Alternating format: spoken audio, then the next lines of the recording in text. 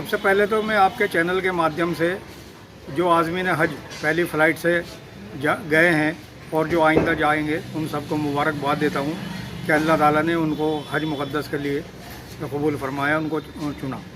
तो दूसरी बात यह है कि इस ताल्लुक़ से चूँकि इस बार जो हज सीज़न 2024 है वो इसी दरमियान में हमारे यहाँ हिंदुस्तान में लोकसभा के चुनाव भी ऑल इंडिया लेवल पर हो रहे हैं। 3 चरणों का मतदान हो चुका है और 4 चरण अभी बाकी हैं और हज फ़्लाइटें आज 9 तारीख़ से जानी शुरू हो गई हैं। इस दरमियान में 4 चरण वोटिंग के होने हैं। हमारी इलेक्शन कमीशन और भारत सरकार, दिल्ली के lieutenant governor, ministry of minority affairs और जो भी तंजीमें हज के काम से जुड़ी हुई हैं, कौंसलर जनरल इंडिया जो जद्दा में है और हमारी एम्बेसी जो रियाद में है, उन सबको हमने पत्र लिखकर ये आग्रह करा है कि जो हज यात्री 4 चरणों में वहाँ पहुँच रहे हैं उनके वोटिंग राइट को के बंदोबस्त करा जाए। अनिवार्य है वोट डालना। इलेक्शन कमीशन खुद इस बात को एडवर्टाइज़ करता है, पब्लिसाइज़ करता है कि वोट डालना हर मतदाता का अधिकार है। तो जो हमारे आज़मीन हज हिंदुस्तान से जा रहे हैं और 4 चरणों में चुनाव अभी बाकी है, तो इसके लिए उचित व्यवस्था इलेक्शन कमीशन ऑफ इंडिया करे।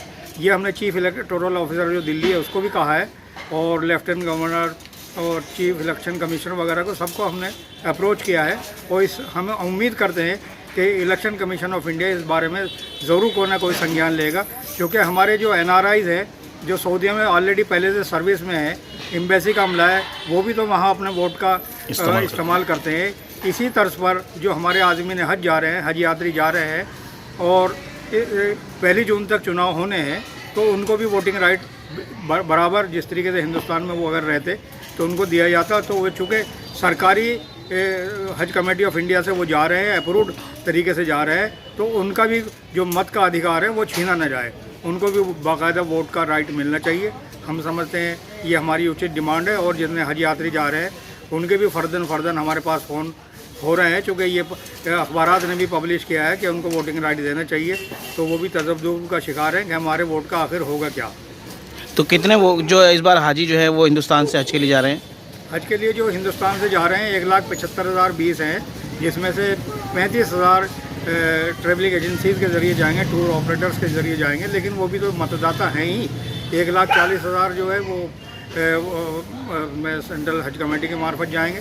तो तमाम जो अपना 3 चरणों का मतदान कर चुके हैं और बाकी अभी 4 चरण बाकी हैं, ऐसे सभी हज यात्रियों को वोट डालने के लिए उनको बंदोबस्त करना हमारे इलेक्शन कमीशन ऑफ इंडिया की जिम्मेदारी है। वो किस तरीके से अरेंज करते हैं, 2 तरीके हो सकते हैं। वो जो तारीख़ें मुकर्रर की गई हैं 4 चरणों में, और हज यात्री जो अभी हमारे जाने बाकी हैं उनकी फहरिस्त जो है सेंट्रल हज कमेटी से और स्टेट हज कमेटियों से ली जा सकती है।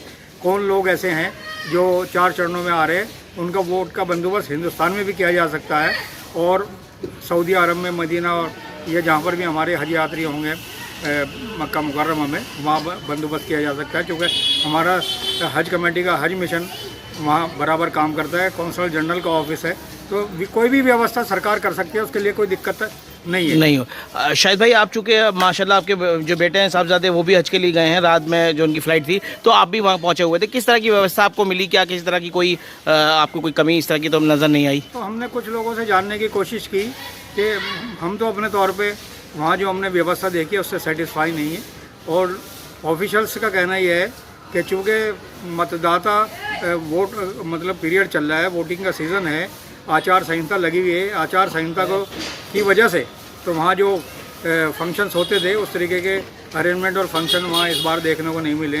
आचार संहिता का बहाना लिया जा रहा है। लेकिन हम देख रहे थे कि खुद चेयरपर्सन दिल्ली स्टेट हज कमेटी की वो और सारा जो अमला था सेंट्रल हज कमेटी के कुछ लोग थे वो भी वहाँ मौजूद थे और बराबर लगातार लोगों से उन्होंने मुलाकात करी। हाँ, वो मुलाकात उन्होंने जो ऑफिशियल्स सेंट्रल हज कमेटी के थे और दिल्ली स्टेट हज कमेटी के थे, उन्होंने उनकी तरफ से जो इंतज़ाम थे, हमें टर्मिनल के बाहर एंट्री गेट से बाहर कोई ऐसे इंतज़ाम नज़र नहीं आए जो वो आने वाले आज़मीन को गाइड किए जा सकते थे। अंदर क्या व्यवस्था थी वो तो अंदर वाले ही बतला सकते हैं। जो